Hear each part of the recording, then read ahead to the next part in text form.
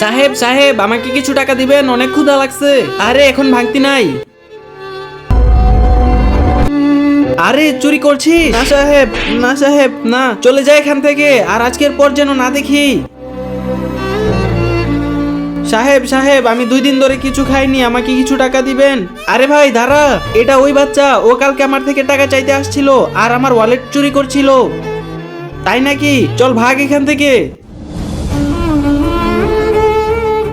সাহেব সব কাম করে ফেলছি, আমার টাকা দিয়ে দেন। এই নাও।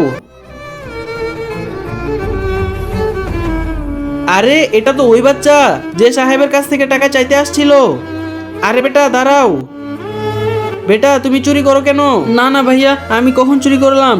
কিন্তু তার আগে তুমি যদি চাও তোমার মা জান্নাতে যাক তাহলে ভিডিওটিতে লাইক করে চ্যানেলটি সাবস্ক্রাইব করে দাও, আর যদি চাও জাহান্নামে যাক তাহলে কিছুই করতে হবে না, আর কমেন্টে মা লিখে যাও। হ্যাঁ ভাইয়া, খাবারের জন্য তো কিছু না কিছু করতেই হবে। খাবারের জন্য করেছো, তাহলে মা বাবাকে গিয়ে বলো, তারা খাওয়াবে।